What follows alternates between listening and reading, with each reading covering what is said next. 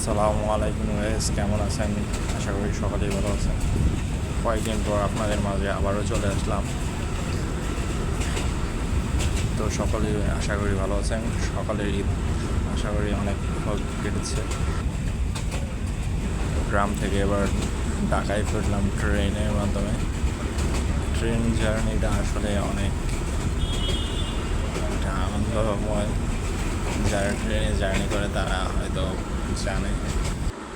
ট্রেনের মাঝে চড়তে চড়তে সামনে দেখতে থাকি গ্রামের ভিউগুলো, এবং সাথে সাথেই দেখেন বৃষ্টি শুরু হয়ে গেল। আবহাওয়াটা অনেক গরম ছিল, যেহেতু বৃষ্টিটা প্রয়োজন ছিল। ট্রেনের ভিতরে অনেক গরম ছিল, বৃষ্টিটা পড়াতে অনেকটা ঠান্ডা লাগছে এখন। গ্রামের আবহাওয়াগুলো অসাধারণ সুন্দর, তাকালেই যেন চোখ ফেরানো যায়। বৃষ্টিতে আরও সুন্দর লাগছে। চলছি ঢাকার উদ্দেশ্যে, এখন টিপ টিপ বৃষ্টি হচ্ছে, অনেক ভালো লাগছে ট্রেনে করে ঢাকা যেতে। অবশ্যই ঢাকায় গিয়ে দেখবো যে ঢাকা একদমই ফাঁকা। হ্যাঁ, অবশ্যই। এখন ঢাকা ফাঁকা না থেকে কি হবে? ঢাকার কাজে এখন ফাঁকা থাকা। আসেন আস্তে আস্তে ঢাকায় যেতে থাকি আর গ্রামের দৃশ্য উপভোগ করতে থাকি।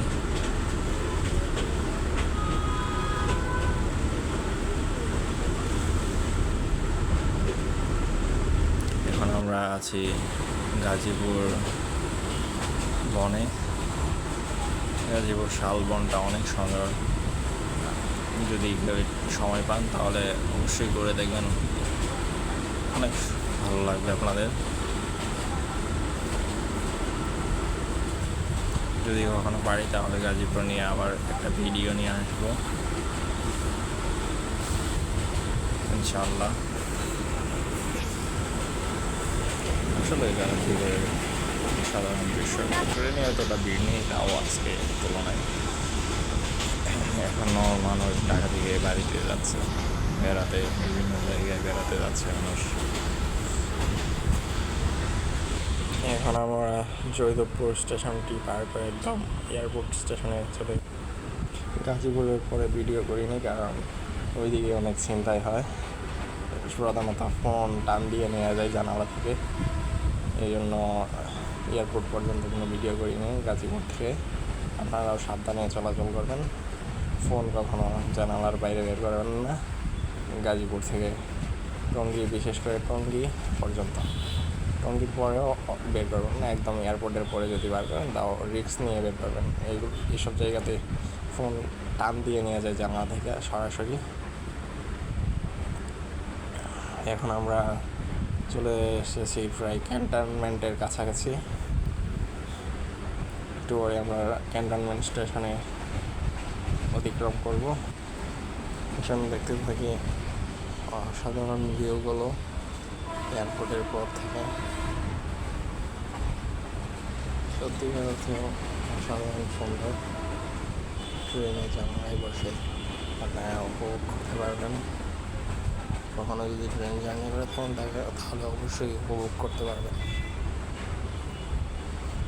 এখনই আমরা ক্যান্টনমেন্ট স্টেশনে ঢুকে যাব। এই বলতে বলতে ক্যান্টনমেন্ট স্টেশনটি চলে এসেছে। এখন আমরা রয়েছি ক্যান্টনমেন্ট স্টেশনের ভিতর। বারবার বলবো যে যে যাবেন আপনার ফোনটা সাবধানে রাখবেন, কখনো জানালার বাইরে হাত বের করবেন না। জানালার বাইরে হাত বের করে ফোন রাখবেন না, আর ফোন ধরে রাখবেনও না জানালার পাশে, কারণ এই জায়গাগুলোতে সবচাইতে বেশি ফোন ছিনতাই হয়ে থাকে। একদিন আমার চোখের সামনে টঙ্গী স্টেশন থেকে একটা ট্রেন ঢাকাতে ঢোকার সময় একটা ছেলের দরজার সামনে দাঁড়িয়ে ফোন চাচ্ছিল। ছেলেটার ফোনটাতে একটা চট দিয়ে ফোনটা নিয়ে যায়। তো ওই থেকে সাবধান অবলম্বন করবেন।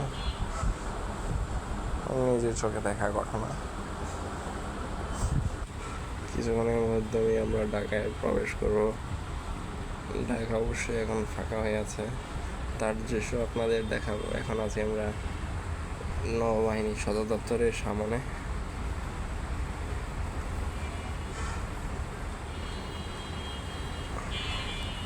আস্তে আস্তে ঢাকায় ঢুকে গেছে। ঢাকা অবশ্যই ফাঁকা হবে, দেখতে পারবেন ঢাকায় কতটা ফাঁকা এখন। এরকম যদি সবসময় থাকতো তাহলে কতই না ভালো হতো, রিল্যাক্সে যে কোনো জায়গায় যাওয়া যেত। এলিভেট এক্সপ্রেস হওয়ার পর আসলে মানুষের চলাচল অনেক সহজ হয়েছে, যে কোনো জায়গায় খুব সহজে চলে যাওয়া যায়। যানজট খুবই কম, ভোগান্তি পোহাতে হয়। আর অল্প কিছুক্ষণের মধ্যে দিয়ে আমরা ট্রেন থেকে নেমে যাব। তারপর আপনাদের ঢাকার দৃশ্য দেখাবো, ঢাকা কতটুকু ফাঁকা।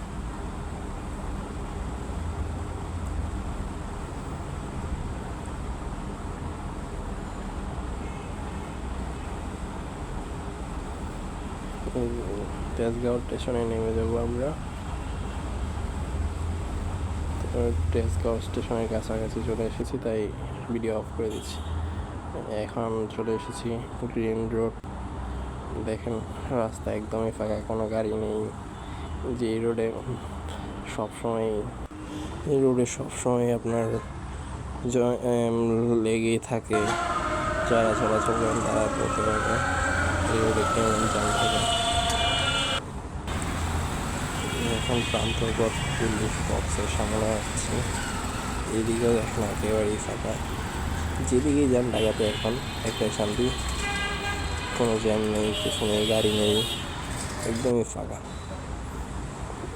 এখন ঢাকায় ঘুরে খুবই ভালো লাগবে এবং কোনো বিরক্ত ফিল হবে না। ইনশাল্লাহ দেখা আবার নেক্সট ভিডিওতে। সবাই লাইক, কমেন্ট, শেয়ার করবেন। আসসালামু আলাইকুম। সবাইকে ধন্যবাদ এতক্ষণ সাথে থাকার জন্য। অবশ্যই সাবস্ক্রাইব করবেন, কেউ সাবস্ক্রাইব করতে বলবেন না।